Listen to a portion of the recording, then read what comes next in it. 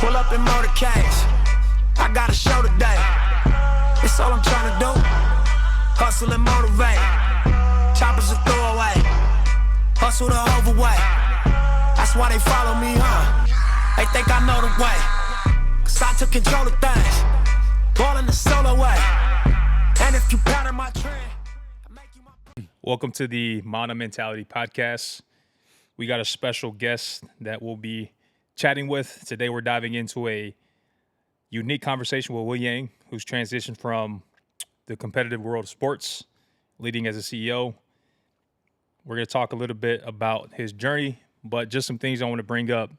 Will is a certified financial planner, started in 2015, became president of a billion-dollar wealth management company in 2016, became the CEO of HFG in 2025, bought a 40-grand business and sold it, Mustang Signs, and was voted top 100 AAU directors in the Pacific Northwest with the Elite Basketball Club in 2021, and became a millionaire at 33.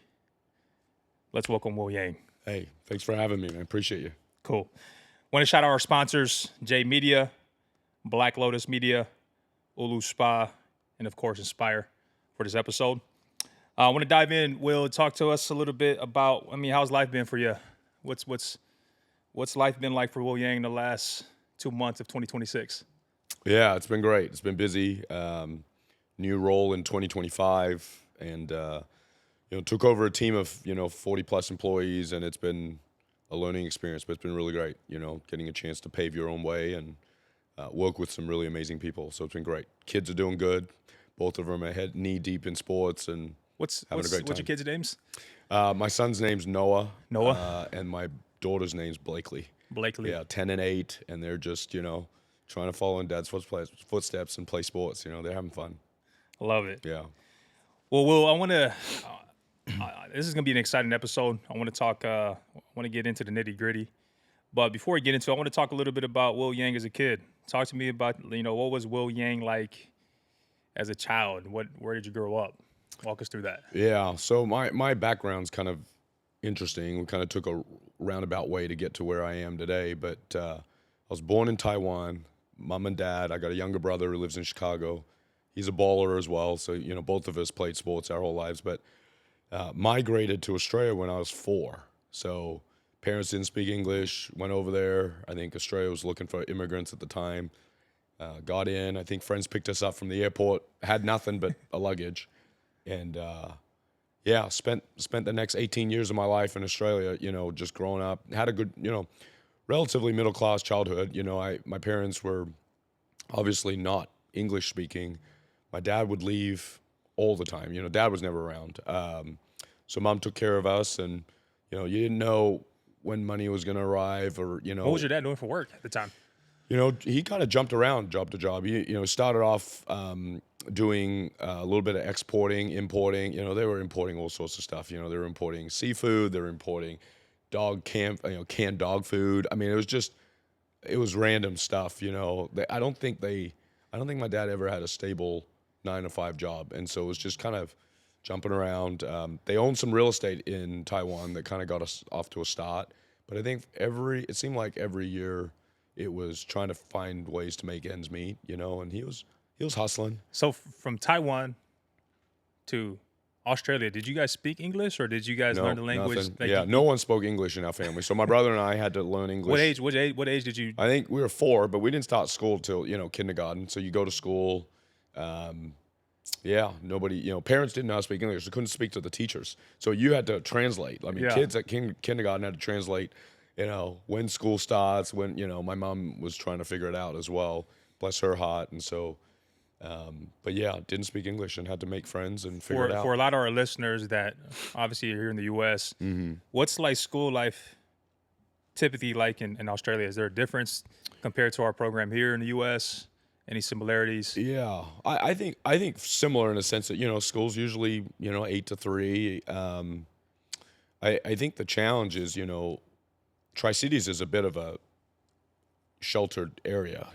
You have your pockets of bubble. Yeah, but it's in its own bubble. You go to LA or you go to San Francisco, you go to New York, you go to Chicago, you go to some even Seattle, you go to bigger hubs. I mean, you can really see the melting pot. Yeah. The amount of Asian culture. I mean, if you don't have a Chinatown, you're not a melting pot, right? That is true. So like in Australia, we have a Chinatown. In Sydney, we did, but really, it was. I think at the time there wasn't a lot of immigrants, and so it was new. I think. So, I mean, I guess I'm gonna ask you the question. Yeah. Is there a lot of Asians in Australia? I think well, not at the time. I think time? it started coming. This would have been in what 1990. I mean, it was just as they were starting to really get immigrants, and so Yeah. I think it was newer. And there was a lot of probably now you look back, a lot of racism that was probably going on. I mean, just discrimination that they just didn't know what they didn't know. So And then now it's really grown, right? There's a lot more. So obviously back when you migrated to Australia, is it predominantly just white people there? Yeah, I mean, you'd have indigenous people, right? Okay. Would be kind of like natives there, and then you've got predominantly Caucasians, and I think the Asian population was growing, at the time. But there's also like Middle Eastern too. I mean, you had Greek ethnicities, you had Italian. I think at that time everybody was starting to come in for Sydney, and it was growing, right? If you went to Sydney today, I mean, it's a complete multicultural, Yeah. They call society. they call it the Gold Coast, right? yeah, Yeah. So it's This is like a random question for the listeners and viewers. Any kangaroos? Oh, well, there's kangaroos, but not in the city. I mean, they've already wiped those out. But, if you drive, like right now, you drive, let's say you head out and you're going to Suncadia, like you'll see deer on the side, right? Roadkill as they would. There's roadkill, there's kangaroo roadkill. But what I'm saying is it's real. Because, you've seen kangaroo jack, it's and real. like, Yeah, when I there's think kangaroos. Australia, I think of like kangaroos. Yeah, kangaroos, yeah. There's kangaroos, koalas. There's legit spiders, man. You see That's what I heard. Oh, it's I real. heard there's like, Yeah. They're No, it's like, real. They're huge. I remember like, it was my mom and us, right? And Yeah. we're like 3 years old, and we're new, and you walk into your bedroom and there's a shadow in the corner. And I swear, it is a daddy long leg tarantula type spider that's in the corner, and it is the size of your palm. And it's just living there. And you're just kind of like, hey, this is your house now. I'll get a new mortgage. I'll move out. But this thing is massive. Massive. Someone's going to kill it, But yeah, Australia, the bugs are for real over there. that's what I heard. Yeah. So you talked about your parents, coming from Taiwan. Your dad was obviously always on the go. Yeah. What was your finances look like, the financial situation for your family? Or did you guys pretty much came with nothing to Australia? Where did you guys grow up? Did you guys grow up, like, did you guys have like a, apartment, house? Yeah. What was kind of living setup? Well, early, I think the first year we lived with friends, and so we just had a bedroom. Really, literally was my dad when he came to visit, and it was mom, me, and my brother, and we just had beds on the ground, mattresses on the ground, and you just kind of lived out of it for the first few months. Then we got our own apartment, lived there for maybe a couple of years before we moved into a house, and so I think early on we had some funds because I think Dad had hit on some real estate deals in Taiwan, which is what helped seed the migration. It always costs money to pick up and leave, but then then you have to have a job and keep it sustaining, and I think that's where it started to get a little bit tougher for us. But early on it was living in apartments, and before you got enough to be able to scrummage up to buy a house, that's kind of how it worked. So you got like a front row ticket to see your dad in action, live, grinding it out, figuring out the dream. Yeah. Does any stories or things that come to your mind back as a child that your dad taught you when it came to like discipline and work ethic? Yeah, I mean, my dad, I don't know if all of them made sense at the time, but he always said, hey, look, own things, don't earn income, right? And I think it's a difficult concept to understand because all of us need income to be able to survive. But he always said that education, learning how to actually make wealth was more important than the W-2 that you collected. And so he always said, hey, if you find somebody that knows what they're doing, could mentor you, don't worry about how much they pay you. The education they provide you, the blueprint is so much more valuable than the $20 an hour that you're trying to get out of it. And that's kind of been my mentality. Is I've never really been a, how much is my W-2, how much is my income mentality. Is always about what was the knowledge or education that I was going to provide. Skill set, absolutely. And then is there opportunity to invest? I mean, really, at the end of the day, if someone said, hey, look, I can pay you $50,000 a year, or I can take your $50,000 and you can have equity in this asset, I think what my dad taught me is take the equity. Don't worry about the income. So you said your dad had some home run deals. What were some of those deals that he did at that back as a kid? Yeah, that you saw? I think he's had a lot more. He's had just as many losses as he has wins, but I think the one thing that he's always hit on has been real estate. He's always calculated that real estate was a, diminishing asset in a sense that like decreasing, and said they're not making more land. And so if you can get in an area that you can buy, at some point, infrastructure is going to grow into it. And he never bought in the city, right? It was always like, hey, I'm going to buy a little bit outside of that. Where's the population moving, Also, that's probably all he could afford was a piece of dirt, miles out of the city. And so they always did that. And then slowly what had happened is he'd hold on 10, 12 years. He'd make so much X on that investment, and he'd sell out of it. So I think that was the one venture he did well. I think what my dad struggled with is he never could apply that same patience and discipline to running a business. I think when it came to running a business, he was always wanted quick returns off the business. While with land, you can't, right? Dirt is dirt. Locked up. It's locked up. It's Yeah. not moving. You can't sell it if there's no buyers. And so it was a forced patience. But business, it was like, hey, what's the next quick thing I can do? What businesses was he doing? Right. And he ran a karaoke bar. He's done, like I said, the importing, exporting business. He ran a English tutoring center in Taiwan, because a lot of people in Asia want to go to college in America. I mean, you can kind of see they're all taking American slots at some of the major universities. Well, you have to learn English to come over. So he ran a tutoring center teaching Chinese, Taiwanese kids how to speak English, so that when the time came, they could go to college. So did your dad speak English in Taiwan, or did he learn that straight in Australia? No, they would hire English-speaking teachers. He was a math teacher, so he was amazing at math. I mean, if I told stories of how what tutoring from him was like for me, I'm not sure if it could be aired, but he was a disciplinarian, but mathematics was his like specialty, and Dad, it was no joke to Dad. If I didn't know my math, you were getting a beating. I mean, I hate to be stereotypical, but I mean, all Asians are great at math. Well, yeah, because it gets beat into you that you need to know your math. Like no pun intended. No pun intended. Yeah. Okay. Censor that. The carrot to learn math, I think it's really important. I think, in Asian culture, it's like education is your ticket out of poverty. And not that they don't have entrepreneurial skills and things, but I don't know when you're in a population of billions, quite like China and Taiwan. I mean, to separate yourself, you got to have the credentials. You got to go to the top colleges. I think, the U.S. is one of the special capitalistic societies that I think you can make yourself regardless of what your resume says. You can take, as long as you have the willpower to do it and you believe in yourself, there's an opportunity. I don't know if every country did your society dad can do that. One thing I see with the Asian culture is just discipline. Yeah. They're disciplined in everything. I grew up in LA, and there was a Chinatown next to LA. Yeah. And I went to, and our church was full of Koreans and a bunch of Taiwanese. And my dad was in the trucking business, worked with a lot of Asians, and they were really disciplined. Like if we played piano, music they knew how to was play a thing. piano, but they were just strict. Is there anything that your dad, like your parents, wanted you to grow up to be? Was there something that they had for you to, hey, well, you need to be this when you grow up? Yeah. Asian culture, it's like math, music, and then medicine. So they want you to be a doctor. Like they don't care. You could be, president of a country would be amazing.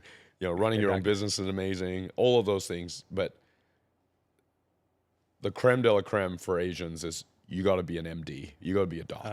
That's and like so the flex. It's a flex. Like, U.S. has its own flex. I mean, every country probably does, but that's the flex in Asia. And so I've got 12 cousins. Okay. I think 7 of them are doctors. And then the other 2 are dentists. Like there is no, that's their life. I had a cousin that took these MCATs but in Taiwan, 4 times. He failed 4 times. It was not a choice not to do it. Yeah. And he's successful now. He's doing amazing. But his dad was a doctor. His mom was a doctor. His brother was a doctor. There was just no other career choice for him. And so he was going to go back there and take it as many times as he needed to get it. But yeah, being a doctor is probably what they all wanted us to be. Obviously, you didn't take the doctor route. No. Talk to me about Will as a teenager. Did Yeah. you play sports? Did you transition, Yeah. run into the business like with your dad? How did that turn out? Yeah, no. I mean, I didn't get in the business with my dad. I think he always felt like being a business owner and getting into entrepreneurship was important. The one thing I learned from him, watching him run the English Touring Center, was, everybody in America is like 9 to 5, 9 to 5. I'm done. In Asia, like you work till 10 p.m. I mean, you wake up at 6 and you work till 10. So, I mean, what's that? That's a 16-hour day, and this is Monday through Saturday. And so you really get an idea of like what a human being can grind through, because today, like, if you told most people, like, hey, I need you to work till 7 on Thursday and Friday, they'd be like, Absolutely oh my not. gosh, overtime, like, this isn't for me, So your grit, generally, in this society is a lower bar than I think what third world countries have to go through just to put food on the table. So that's what I learned living in Taiwan is like, man, the grind. It's expected to just work more. Yeah, to survive, not survive. to be rich, not to be successful, but just by. to get by and provide for your 2 kids, right? But no, I think growing up, I don't know if I was a big school kid. I was a sport kid, and so my brother and I both wanted to play in the NBA. I think since age of 5, since I could walk. I mean, playing the NBA is what we wanted to do, and so both of us went and chased that dream, and that's what brought us here to the States, was to play ball. But yeah, so Playing basketball, like basketball in Australia is obviously different than the U.S. yeah, Are you guys outdoors all the time shooting hoops, or is there Yeah. gyms, recreational centers out there? mostly outdoors. I mean, you tell a kid today with all the AU stuff, hey, you got to go shoot outside. They'd be like, well, I ain't My shooting knees are outside. gonna Yeah, I'm like, that's concrete. All the ground's uneven. Yeah. There's no net, but that's all we used to do. My brother and I remember I'd steal my mom's car because she was out of the country, and we would. I don't know if you guys remember the He Got Game movie with Ray Allen, Jesus Oh Shuttlesworth. yeah, Jesus Shuttleworth. So you remember, like, Ray Allen's outside shooting on this caged hoop at midnight. And then Denzel. Denzel, right? So my brother and I would take my mom's car, and I'd park it on the hill, high beam it down into the outdoor. To keep the lights court. on? Yeah. So then we would go out at midnight, and he and I would be shooting out there. And Who was better out of you and your brother? my brother was better. I mean, he's 6 foot. He ended up playing professional basketball in China. No way. He was probably one of the, I think, all-time leading scorers out of Williams College, which is a D3 school, but Okay. he was just a dog, So he's the Jalen. He for the could Jalen? snipe, yeah. And he actually met Jalen. He and Jalen actually played together a little bit, but yeah, far better athlete. I'm 5'8". I mean, Yeah. what's a 5'8", You were fast though. unathletic Asian player gonna do out there? So it's You never know. Yeah, I played a little bit of hoop and certainly played AU and had an experience at BYU Hawaii, which is a D2 school, and that was terrific. But coaching was a passion. What was the transition from coming from Australia to BYU Hawaii? For a lot of listeners, BYU Hawaii is like paradise. You're surrounded by Laie, Kahuku, Yep. Haola.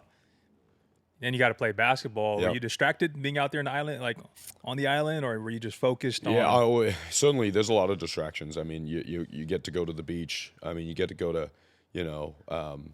Waikiki Beach anytime you want. You're up on the North Shore. Waimea's up there. I mean, just going to class, going to practice is tough, but it was always a dream to be involved in basketball some way, shape, or form, And by the time I transferred over there, I was older, and so I ended up coaching over at BYU Hawaii and helping out with the staff.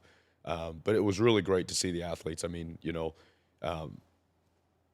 just being around the athletes in the dorms. I mean, seeing the dedication that they had to it. It was really, really cool to see. One of the things you see with most athletes, right? I'm an athlete, you're Mm-hmm. an athlete, especially at the collegiate level, because what you typically get away with in the high school level, you can't get away with at the collegiate level. Yep, absolutely. Did you notice a difference in the speed of the game? Yeah, I mean, college Competitiveness? college was the first time.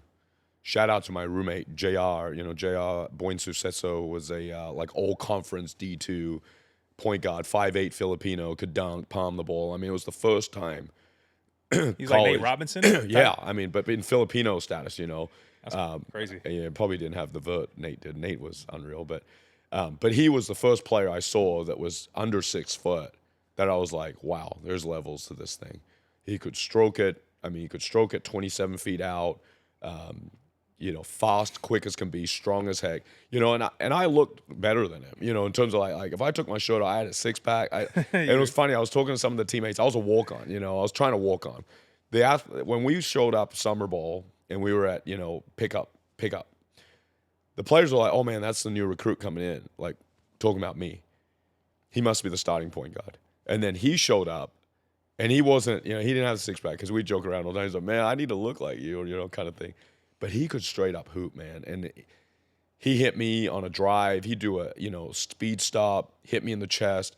I would fly 6 feet back. And it was the first time I looked at him. I'm like, man, like there's a certain level of aggression and tenacity that he has that no amount of weights was going to make a difference. I could have an 8-pack. It wasn't going to make a difference. And so, yeah, college, there's levels to it. That was your welcome to the league moment? That was welcome to league, college ball moment for me that, that's what's funny. People look at college or they look at the NBA and they see that guy that's at the end of the bench and they're like, man, that guy's trash, There's levels to all of this. If you didn't play college ball, you don't know. If you didn't play pro ball, you don't know. If you didn't play NBA, you don't know. Like there's levels to each one of these things, And speaking of levels, do you think there's a level of similarity when it comes to business and sports?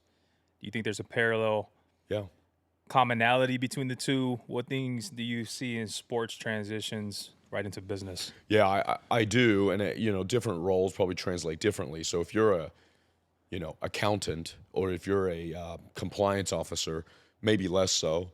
But if you're in sales or if you're in leadership, like you run a company, being in a team environment, competitor, kind of how all that works, how do you get a team that has different roles? You got quarterback, wide receiver, line, you've got the running back, defensive line, basketball, same thing, point guard, centers, you got your 3 and D guys. How do you get everybody maximizing their talent to accomplish a championship or to win a game? I think those are the similarities with business, because we can't all do the same thing in business and thrive. Like everybody has to have a role. And I think if you're leading a company versus coaching a team, there's a ton of similarities. Yeah. We had this conversation yesterday about just the communication. Yeah. It's sometimes being able to communicate. It's not business that we're in. We're in the people business. Absolutely. Understanding people. So you had obviously goals to get to the NBA and being 5'8" and being Asian. Didn't happen. Yeah, didn't happen. I can relate to that, Will, because my goal as a young kid from Inglewood, California, I wanted to get to the NBA. Seeing Kobe Bryant literally in the backyard. Yep. Live on the 110 freeway, would see the Staples Center every single day on my drive to school. There's that feeling, because when I got done with college, I didn't necessarily hit that stage in my career, just due to injuries. I wanted to pursue that, but there's that identity crisis where it's like, man, is all I worked for my whole life. How did you deal with that? Because there's a lot of listeners that are probably going through the same thing right now, where they're like, this is my blood, sweat, and tears, and they're at this transition where they just got to accept reality. Yeah. I think that's got to be one of the toughest transitions for an athlete that's chasing their dream. And I couldn't even fathom what it would be like for a pro athlete, where they actually did it for an additional 15 years, and now they're retiring, and they're like, what am I going to do, I think for me, I just translated all of my passion in sports into business. Okay. It probably isn't the best way to go about it, but I almost looked at HFG Trust at the time of like, we're just running a basketball team. I've just got all these different players, and my job is to make sure that these players are thriving in the positions they're in. Every time I look for a new hiring, it's almost like recruiting, right? I'm recruiting a new player to join our team. Who's your franchise player? Right, and what am I missing? Am I missing a rebounder? I don't have a good screener, let's get that person in. And so, really just translated the passion of being a point guard, because that's what I was, right? As a point guard, your job is to try to figure out where your shooters want the ball, how to get the post in the position they want to be. Oh, the post hasn't had touches for like 4 possessions, but they've been rebounding the heck out of the ball. How do I make sure he gets touches so that he feels like he's involved? The act of thinking about other people in sports is the same thing that you're going to need in business. How do I think about my team so they have what they need? And so I just channeled all of that over there. What do you think the 3 most important traits for a basketball player? What are the 3 things that a basketball player need to be elite? And I assume you're not talking about technical skills, right? Jumping, shooting, none of that stuff. You're saying just personality-wise? For you personally, what would be your definition? Yeah, I mean, if you took away the technical stuff, the actual skills, I think one, being coachable is the first one, right? Like if you can't take harsh coaching, like as in someone has to like really love. like, yeah, if you need someone to like, you know, paint a rosy picture for you every time, like you won't cut it in sports, and you won't cut it in business, frankly. So that's number one, is like, can you be coachable and handle harsh situations? The second one is, you know, are you okay with other people being successful, not just yourself? Like if you can't share the spotlight, I mean, we see this all the time in NBA players. Like they can't do it. Yeah. And so they're just team hopping, right? And they can't survive with like, hey, I can share this spotlight. Like I'm happy to see Be you the 2, 3, 4 guy. right. Like I can play my role and be successful because the team is. If you can't enjoy team success, it has to be your success. I think as a basketball player, you're going to struggle. And again, I think as a business teammate, you're going to struggle as well, right? It can't always be about you to be successful, you know? And so those would be the two. And then three, can you handle setbacks? Like if you can't get cut from a team and still want to play, or you can't go on a 5-game losing streak or shoot, 0 for 10, play 0 minutes. Like if those things make you not want to do it anymore, then your career is going to be short. And we see that all the time. I've seen AAU players, high school players that were unreal, and then the first sign of controversy or obstacle in college, they're like, I don't like this. It shows that their love for the game or their love for that passion was not actually ever there. They just enjoyed the claps, the shout outs on social media, right? Like they enjoy the vindication, not their love for the game. And that just, time will weed that out. There's so always. many similarities in business. Do you think it's more, what do you think is harder, competing in business or competing in sports? Sports for sure. I'll tell you why I think sports is harder than business. And for different reasons. I think opposite, but that's I don't hear this. Yeah. I think the reason sports is harder is because it's a finite time period. Okay. Like everything has to be done in a short amount of time. Like you got to win a game in 40 minutes or 48 if you're in the pros. Championships is 6 months and then it's done, right? So everything is highly intense, and to keep things together is so tough. Like it has to be done. And that's why you see, like, think about running a basketball team or running a pro team. You might be lucky to have a good player for 2 years. After that 2 years, he's gone, and you got to redo it again, right? So you're constantly reshuffling the deck. You've got a salary cap. Fans. You got fans. You got media that's like shifting the story, right? Like you might be doing everything perfect, but the media catches light. They don't like you, and they're like, "Oh, this now you right." gotta deal with it that. changes, yeah. Business is tough for a different reason, and the reason why I think it's easier is you have longevity, a little bit longer time. Now, I'm not talking about publicly traded companies. They're probably very similar to a pro team. Like you run Amazon, your quarterly earnings are critical to you saving your job. True. That's different in private sector business. Like nobody's firing us based on quarterly earnings. So you get a little bit longer period of time, right? Like you get to build, you get to put infrastructure in, you get to work with people.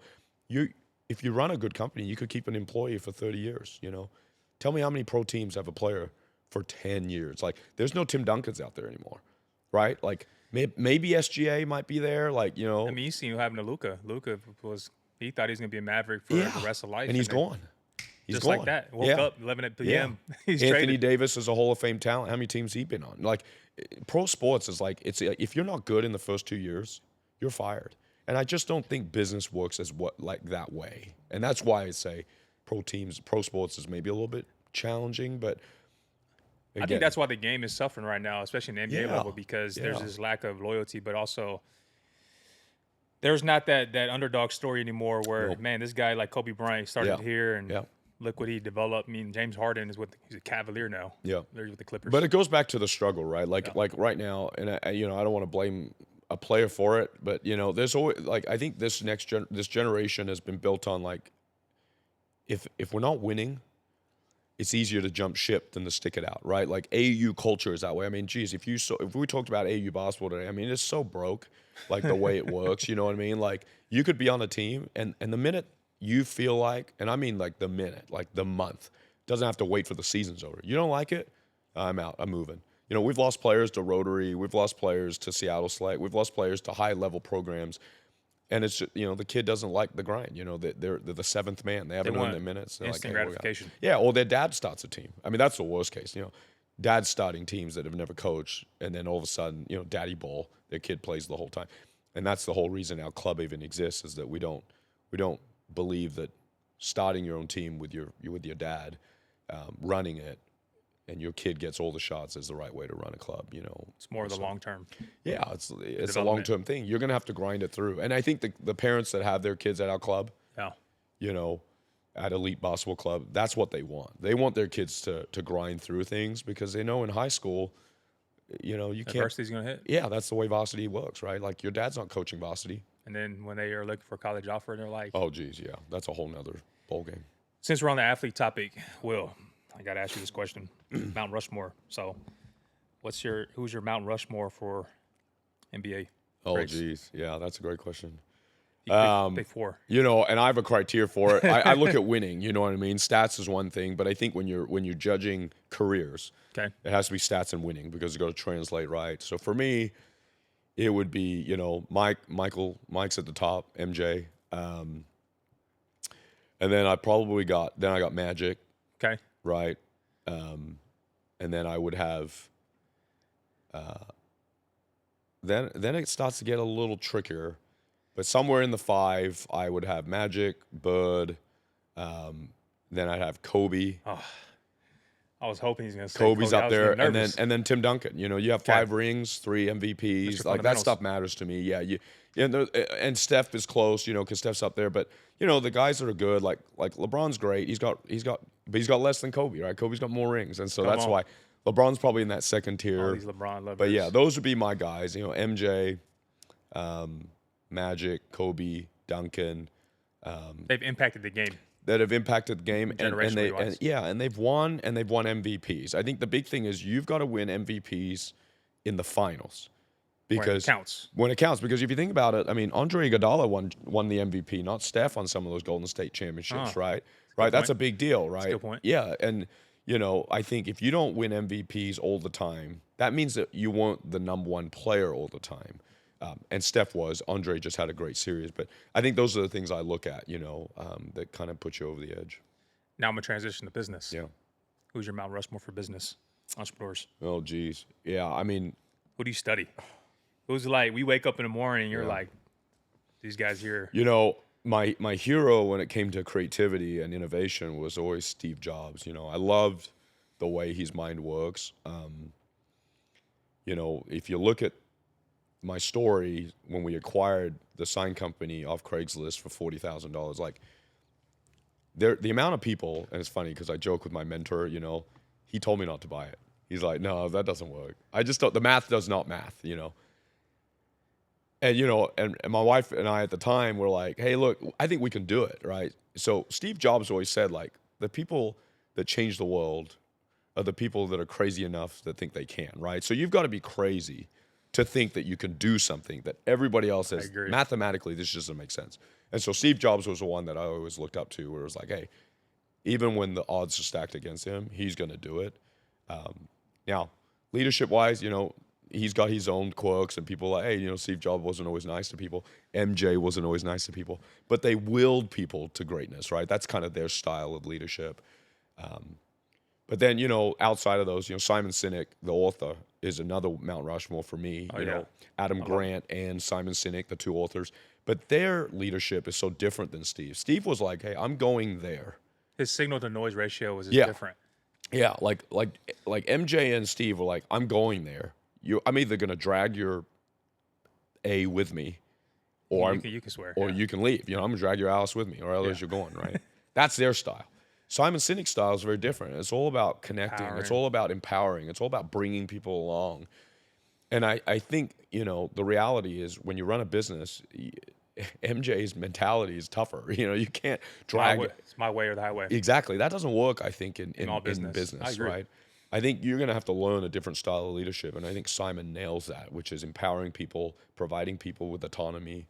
How do you take people's passion, put it in your business so they can thrive? Or becomes a win-win. Win-win, absolutely win-win. Michael was like, I don't know if his was. We're not winning my way.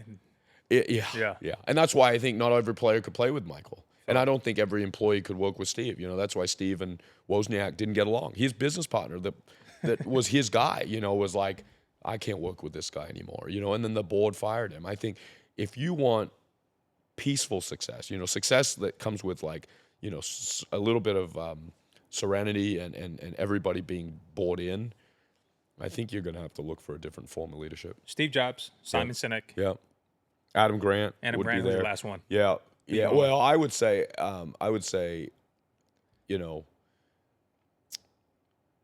Bezos Okay. is huge. I mean, he wrote a letter to his shareholders when he started the company and said, you will not see a dime of earnings for 20 years.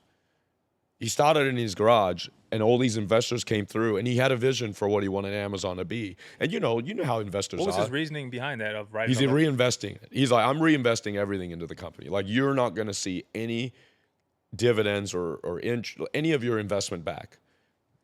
And if that's not for you, like, don't jump on the ride. And I think what he teaches investors is like, if you're looking for instant return, Not the guy. this isn't the train for you. And I admire the crap out of that. Jeez, because I didn't he's know a that. guy. I mean, for a guy that really was at the beginning, like, it's easier to do that when you're Warren Buffett, right? Because Berkshire doesn't really pay much dividend either. But he's made it. Like, it's easier for them because they've got a track record. But if you're day one telling investors that funded your company, they're like, this is the direction we're going. Either Give me hop your money. on or hop off. Yeah. You either believe me or don't. Yeah.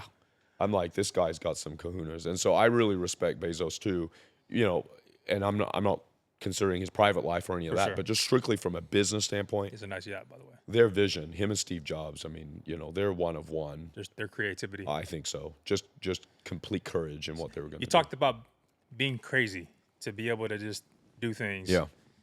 You saw the opportunity in Craigslist. You took a $40,000 business and then you sold it literally last year for $2.5 million. What are some of the things was this gut intuition that told you to buy that business? What was going through your mind at that time in 2015 that you're like, dude, let's just take the gamble, let's roll the dice and do this? Yeah. I think there's a reason why entrepreneurs are not financial analysts. Okay. Financial analysts project, right? And they generally have to project some form of downside risk, Okay. their fear of why it doesn't work out. Entrepreneurs have to see the glass half full, because if you only saw the world half empty, like, you would never do any deal, right? So I think for us, we looked at it, we mortgaged our house to get this business, $40,000, right? So my wife and I at the time had a $150,000 house that we were able to scrummage up. My parents had gifted us a little bit. We took all the equity out, and we bought this little Craigslist business that came with a printer, a 1,000 square foot building, office space, two tables. Here in town, right? Here in town, right off North Columbia Center. You can still see it. It's right there. I go visit it every year. I go back and I stare through those windows, because it's not a sign company anymore. But I stare through the windows. I'm like, man. we used to be there till midnight, Monday through Friday, after my 9-to-5 job, and I would wrap cars and build signs. Like, I mean, she was there already working. She quit her job in payroll, HR, accounting for Gisa. Went over, bought that business, and then started making signs, taught herself everything. I mean, till this day, she's probably one of the smartest, most amazing, hardest working people I've ever seen, which ended up being a great business partner. But I would work my 9-to-5, then work from 5 to midnight.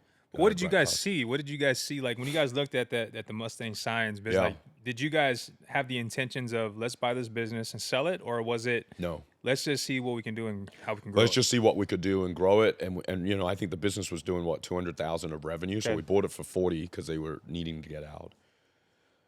And we ran some pro forma numbers, but they were just, they were gibberish. Your I advisor look was back like, now, wow. like, if I look back now, I'd be like, and now I'm in this role where I actually have real financial analysts. I'm like, there's no way those numbers were accurate. But we looked at it, we said, hey, if we lose, we would probably only lose this $40,000, because I kept my 9-to-5 to keep paying the mortgage payment.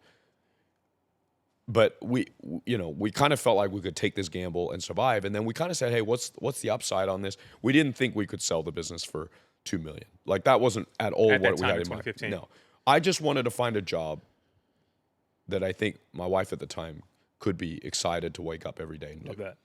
And if it could make 200,000+ a year, great. If it couldn't, then it was a $40,000 education, as my dad would say, that didn't work out. And you're going to take that knowledge and apply it somewhere else. And then from there on, it was all grit. Like, then it was like, when things were hard, were you going to keep showing up, or were you going to say like, this didn't work out? And I think that's what most entrepreneurs need, is they need to have a grit, to survive it. Every business goes through their rise and falls. Yep. Was there ever a time during that Oh yeah. that stint where you guys looked out the windows and you're like, I don't think we're gonna make it? Yeah. Well, yeah. I mean, every day. Like, I what mean, was your every day, financial man. wake-up call? We didn't collect a paycheck out of Mustang Signs for the first 4 years that we were in operation. So we lived off my income. We went one income. So we had two, because both of us worked in corporate America. Then she quit, right? We took all of our equity in our house and bought Mustang Signs. So we had no savings, nothing. She took no money because we had to pay employees. And we lived off of my one income for the first 3-4 years. And then just, on a budget, scrummage through. And then when we got into electrical in 2014, we got into electrical. Then we started being profitable. And then I think she probably took a, $20,000 salary at the time, which is nothing today. Money coming into the business. Yep. You guys are starting to develop the business and it's growing. Yep. At what time did you guys start looking at each other and like, we probably got to figure out ways to keep growing this and build wealth? Yeah. What was that transition for you guys during that journey? First, we got into vehicle wraps because we knew, when we were in the landscape, we used to go to Vegas. They would have these sign expos. And so we'd meet other business owners and get to know, like, hey, what products are you offering? What services are you offering? We're like, hey, we're missing vehicle wraps. We're paying a guy thousands of dollars to drive down from Spokane to wrap a car. We got to get licensed. So first we licensed ourselves to be a vehicle wrapper, which they do today, and they're great at it. Then we started looking at the large sign companies, and we said, hey, what are they doing? They're doing electrical signs.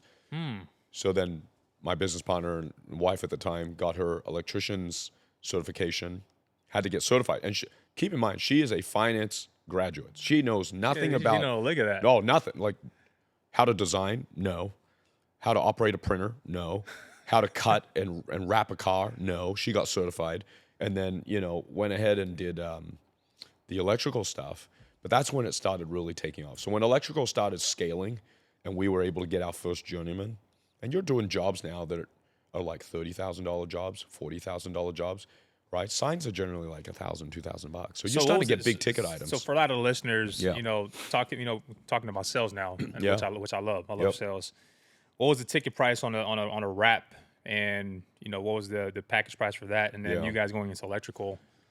Yeah, it's different today. I think wraps are going up a little bit, but at that time, I think a wrap is probably $1,500 to $2,000 to wrap a van. So if you had a business van, it's probably $1,500, $2,000 to wrap a car. And this is like a 3M certified. Everybody knows 3M. It's a publicly traded company. But if you get 3M certified, you're a certified vehicle wrapper. Okay. It would probably be about $1,500 to $2,000. Today is probably a little bit more than that. But then you jump to a electrical sign, where it's like you have to get it permitted.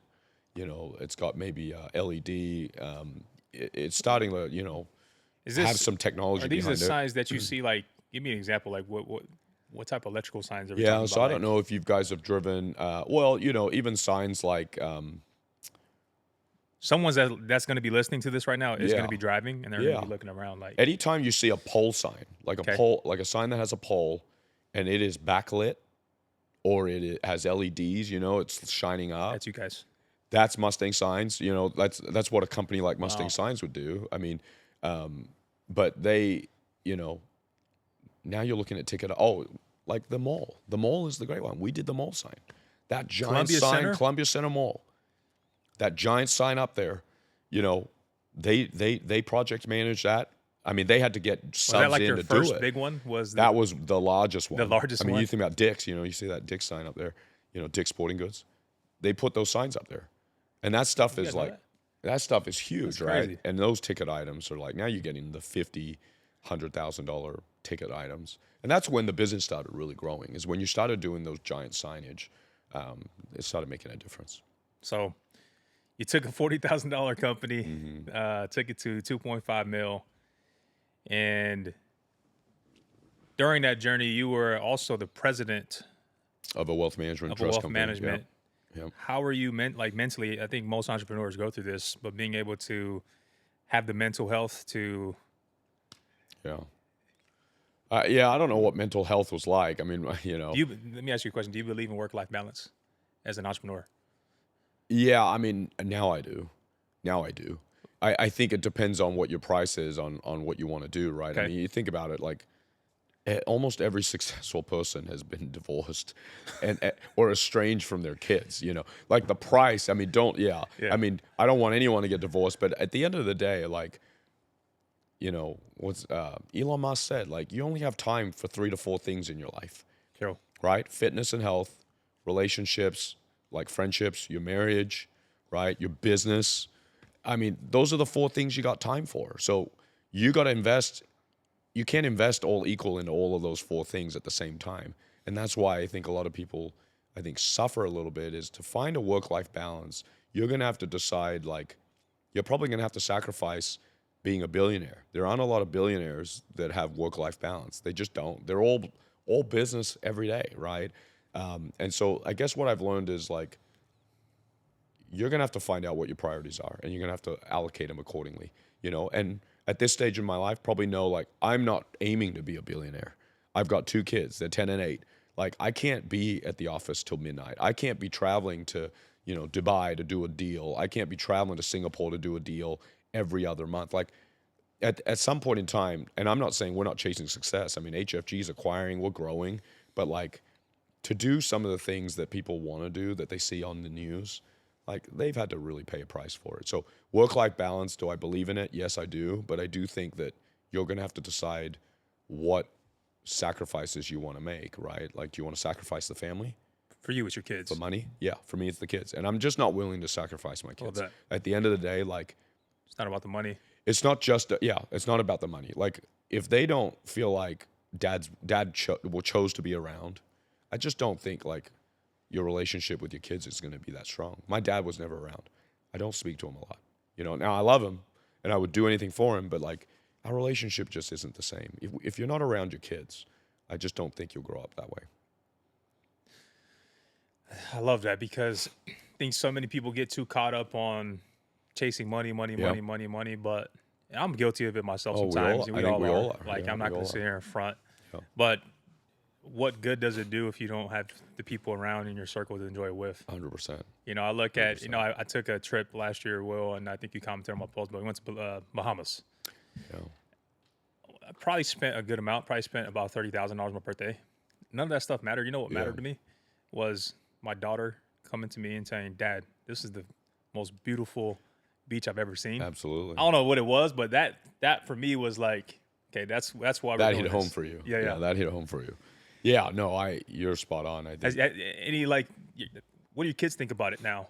Yeah. They love seeing Dad at home, Yeah. Oh, going to the games, and Well, I've spent my life doing things for other people, right? I mean, like the first 10 years of my career was like, it was all business, trying to grow Mustang, getting it where it needed to go, you know, and then it was like trying to get a status, like you're trying to obtain, because you're a nobody when you come out of school. Like we've all been nobodies at one stage, right? Unless you inherit something from your parents. But if you're a first generation wealth builder, you probably feel like you're a, you know, ant amongst giants in this world. And, you know, I'm in the money business. I'm surrounded by giants every day. And so you feel so insignificant. And so you're just chasing status all the time. Well, that came at cost of family. yeah. And so these last 3, 4, 5 years, as my kids have been more, as they've gotten older and I've had a chance to go to their events and they ask, are you coming? Are you coming?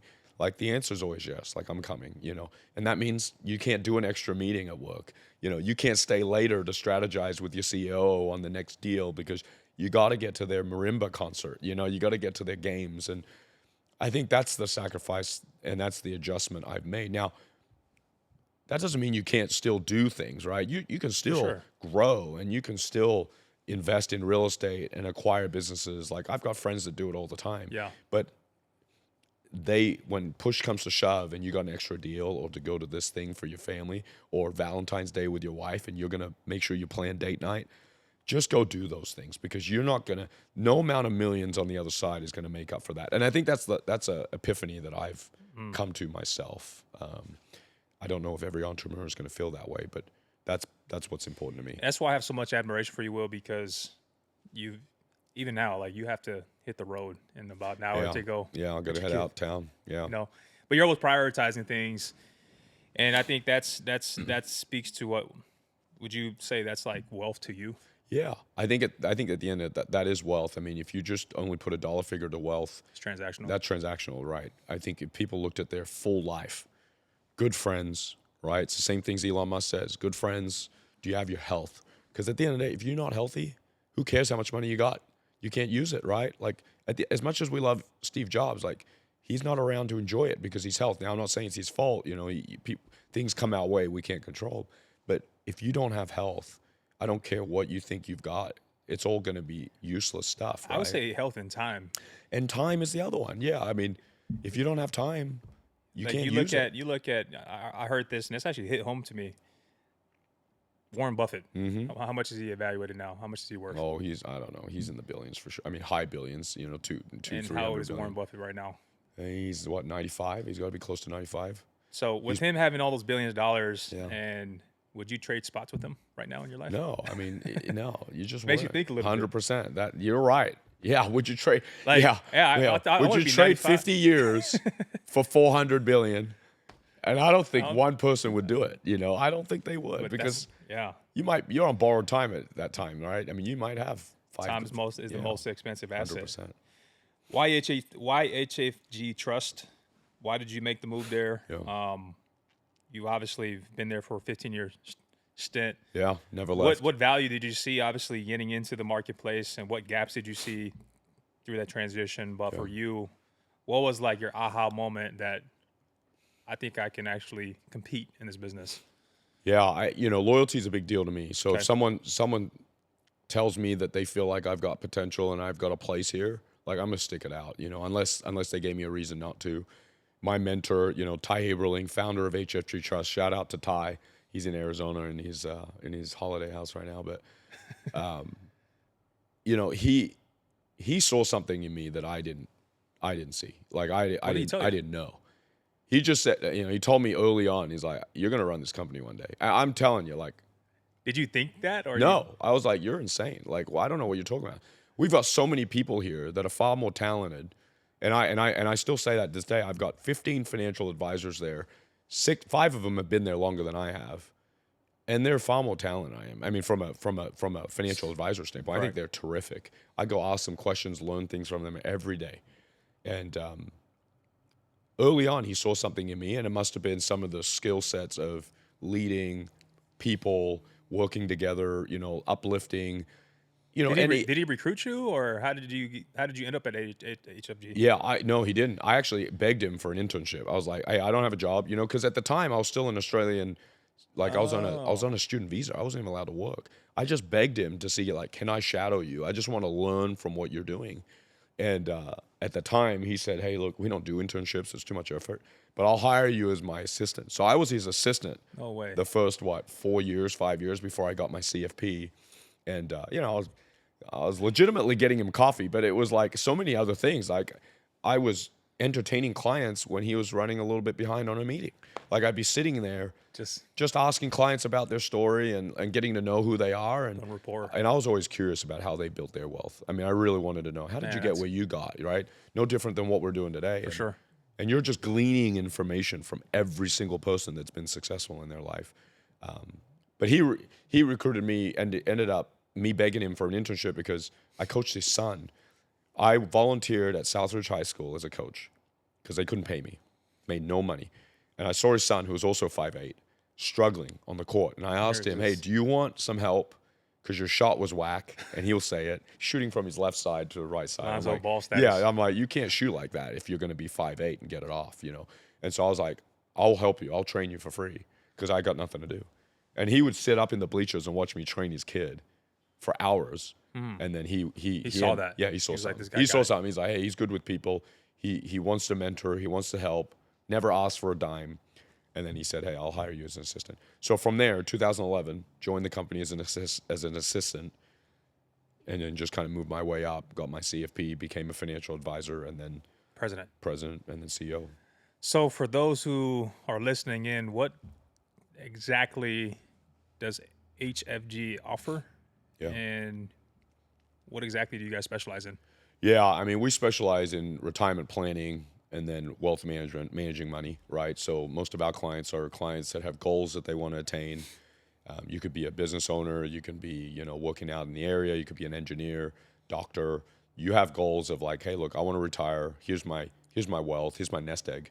Help me attain those goals. So that's the bread and butter of what we do. I think CFP, Certified Financial Planners, also have expertise in tax planning, estate planning, insurance planning. And there's all these holistic things that surround wealth, right? You kind of said wealth is more than just money. Well, that's the same with planning. Wealth is your insurance, umbrella, your liability. Like, do you have your will and your estate planning in order so that if something happened to you, your kids are well taken care of? We specialize in all of that holistic planning, and we help quarterback those services for clients so that they don't have to worry about it. What do you see is the biggest problem right now?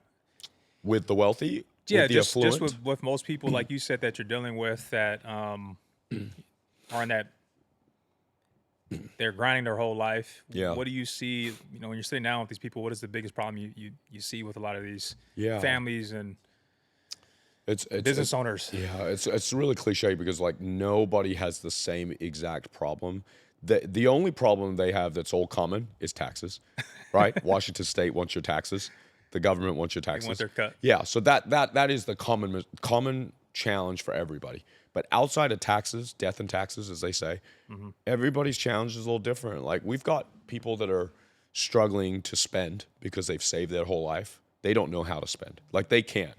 Emotionally, they're just like, give me permission to spend our money. And I'm talking people that have net worths of 20 plus, 30 plus million, 50 million. They don't want to spend their money. So they need some validation from someone else saying, can I swipe this please spend your money. Like you're giving this to charity and kids.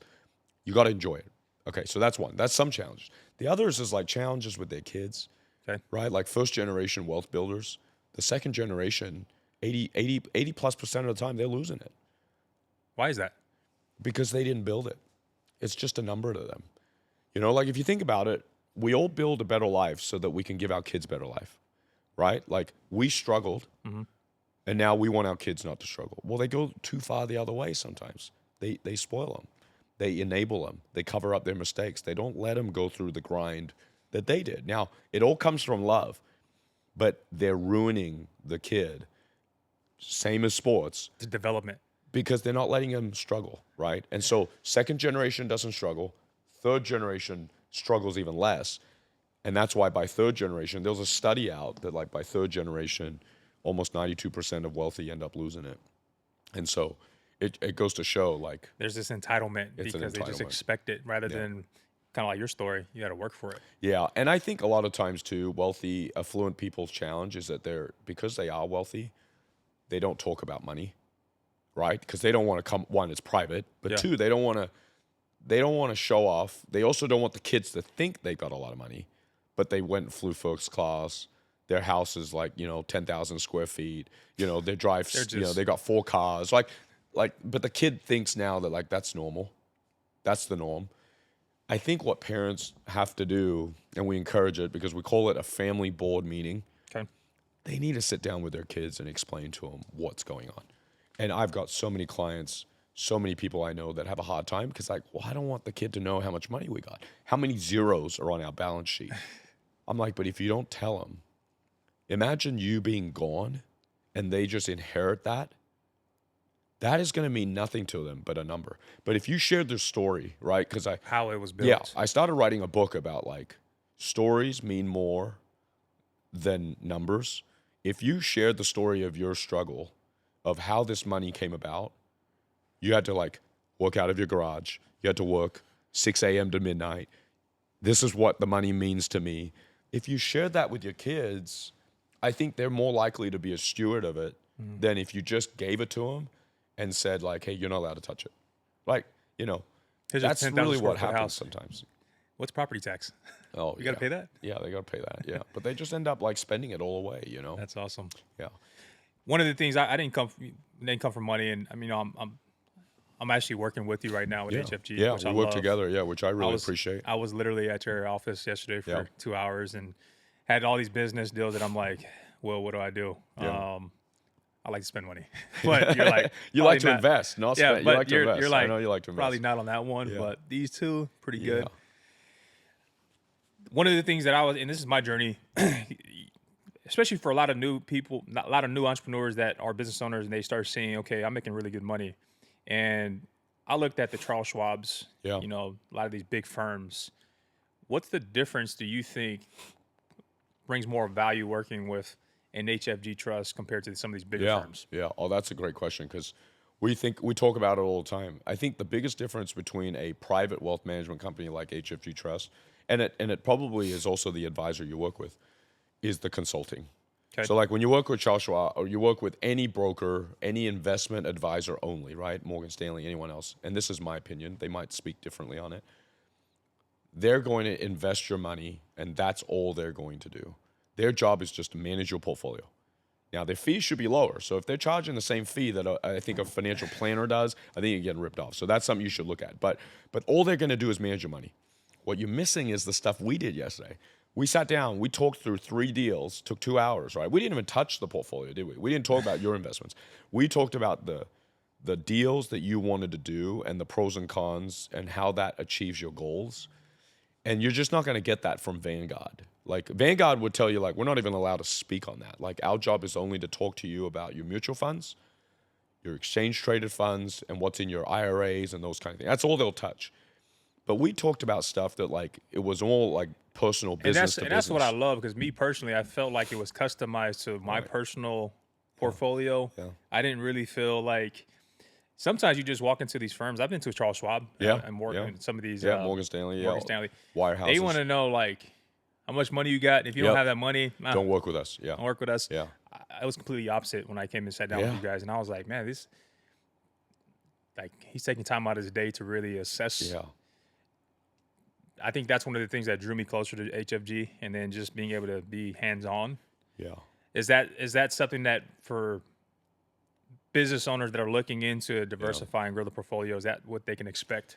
Well, not all. I don't think all wealth management companies have no minimums. Okay. So, like when you came and worked with me, you remember, like we started off with nothing. I mean, it wasn't like I thought I was going to be like, you didn't come in with $1 million and say like, hey, look, I got $1 million. Like, can you invest it for me? Yeah. We came up and we said, hey, what do you? I knew you had resources. Don't get me wrong. Like, I know you're doing well, but from an investment standpoint, like your portfolio wasn't like you came in and said, hey, Will, I got $1 million. Like, hey, can you manage it for me? Yeah. We had to build this thing together, and I think the fact that HFG has no minimums, as in like we can choose to work with anybody as long as we want to, and it would make sense.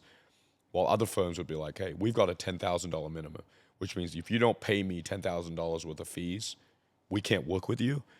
Then you would have never entered their door. Yeah. And I think that's the aspect of HFG that's unique. And our advisors love is like they can choose to work with clients because they see potential together. So they don't need to they don't have to have this huge old portfolio. Nope. What do you guys? Yeah. Now, if that person never wanted to invest, they probably wouldn't take them on, right? Because long term, they're like, hey, there's not a mutual benefit here to work together. But you don't have to have that walking through the door. You can build it together, which I think is a special relationship. Yeah. Love that.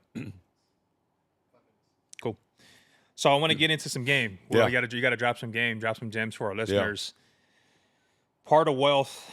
Our conversation yesterday was talking about real estate yield and compounding. You mentioned the story, and I want you to talk about this story about the golf game, about if you were to compound. Oh, yeah. Give us the game behind of the power of compounding and what that can do for you long term. Yeah, well, I mean, there's a really good cheat sheet for people. The rule of 72 is I'm Asian, so math is my thing, right? If you take 72 and you divide it by any return that you come up with, right? So like people invest in stocks. Let's say it's an average of 10%. If you take 72 divided by 10, or take 10 divided by 72, that's 7.2, right? Doesn't take a mathematician to know that number. That means money doubles every 7 years if you have a 10% return. If you have a 20% return, right? You take 72 divided by that. That is a 3.6, 3.5.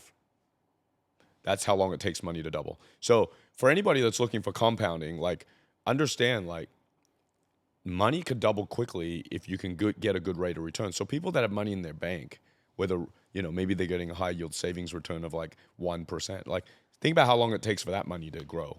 It'll take forever, right? But if you're investing it in something worthwhile, and it can generate a return, it doubles every 7 years, right? If you invest in stocks. Well, think about it. A 20-year-old, how many 7 years does he have to get to 60? Right? Yeah. He's got time. probably 5 7-year periods. So that means money doubles 5 times. That's huge. You start off with 10,000, 20,000, 40,000, 80,000, 160. So if he did nothing but start with 10,000, he would have $160,000 by the time he's age 60, doing nothing. That's crazy. That's huge, right? Yeah. So like, not even taking into account if he added to it. Yeah, but if he just never touched it again. Closed his eyes, put 10,000 in, he would have 160 by that time. Now imagine if he put 100,000. now we're Right? talking. And then imagine if he kept adding to it. So those are the things we try to educate people, is this compounding. Now, if someone started at age 40, I'm 40 now. If I started at 40, 7-year periods, right? 47, 54, 61. I only get 3. So I miss out on 2 doubles that I would have gotten because I That's why started it's so later. important to start. You got to start early. You got to start early. You got to start investing. Now, obviously, when you start early, you're not going to have 100,000 or 200,000, but start with your 10. So what do you advise for someone that's brand new? What should they be putting away? Well, what do they say? 20% of your income is generally what you should be stocking away. So if you make 50 grand, you should be probably putting somewhere around 8,000 to 10,000 away, if you can. Now, there is a, peak that you get where, like, yeah, at 50,000 just to meet rent, gas is expensive today, right? Food's expensive. Like, our cost of living, inflation's insane. That's why I think the Fed is having such a hard time controlling it. Yeah. But like, 50 grand is probably just helping you live. But at some point, there is a number there, 80 to 100,000, that you should be able to put 20% away. And that's probably what I would say. When you get to about 80,000 of like household income, you can start putting away somewhere around $8,000 to $12,000. What do you think? Because one of the things I see with most entrepreneurs is Mm-hmm. they make, especially in sales. Yeah. I see some of these guys making $250,000, $350,000, $500,000 in their first 2 years. At what income do you think that they need to be thinking about, okay, this is probably time for me to actually go invest in like real estate?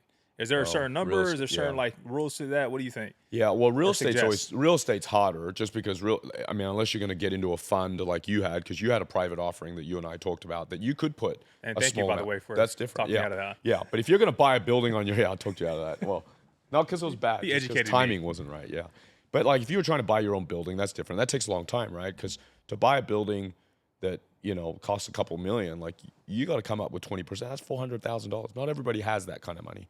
But if you're talking about investing, if you're making over $100,000 of household income, you should be investing in some way, shape, or form. Whether it's real estate, or whether it's in private business, or whether it's in publicly traded securities, you got to do something, because having your money sit in the bank at the inflation rate we're at today, you're losing money.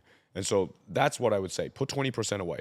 The other reason why 20% is important is because I'm not telling you what to invest in, but you can't spend all the money that comes in, right? Like if I make $1 million and I spend $1 million, and I'm not even talking about all the taxes, you're still broke. So at the end of the day, like it doesn't matter if you make 100,000 or make $1 million, you've got to have 20% at least that you're putting it away into passive income or assets that can compound. Is there certain steps that they should be following, or like what do you think the rule of principle is as you start to generate more active income? I steps to follow. I mean, everybody's different, right? In terms of like what I would say if you don't understand the investment, like you can't understand what the math is behind it, don't invest in it. Or if the person you're working with can't explain it to you in a way you understand, don't invest in it. Would you agree? Like a lot of these new entrepreneurs that are making a lot of money, Yeah. they're like targets, right? You guys are, it's like piranhas out there. They know you got money. And so they're going to come after you. And if you're an entrepreneur, you probably are limited in time. Okay. Which means you're not going to sit there and read their 100-page deck, right? You sent me a 100-page deck. Like we had to read through that. Like, I'm well, reading I through need to that sit thing, and down I with can you. tell you're like, please just tell me what we need to do, right? I think the reason that you work with the CFP is that they are code of ethics. They have to be fiduciaries, so they have to do what's right for you. Otherwise, you can come after them and say, hey, you kind of falsified this and you lied to me about what to do. It benefited you. It didn't benefit me. And so work with somebody that can give you the truth that isn't for them. I think that's really important, because otherwise if someone's running a business, how likely are you to be an expert in a private real estate offering for small multifamily housing? Like that's not your wheelhouse. And so, yeah, you're going to need consultants. You're going to need advisors that are working with you that say, here's why you shouldn't do it.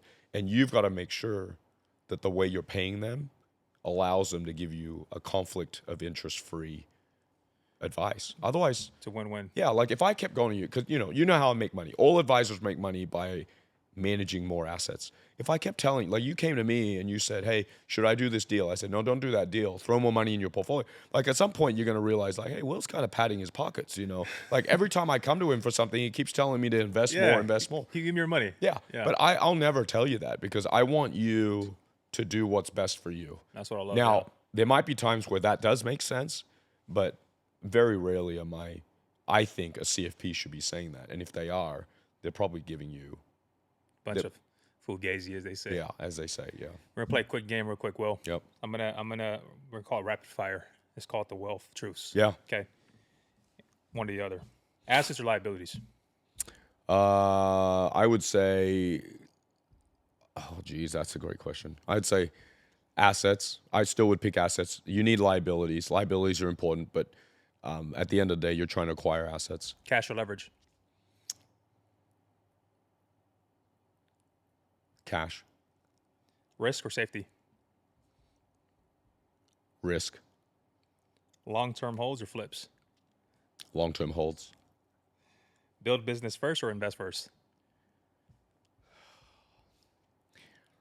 If you've got a stomach for it, build your business first. And what's overrated in business?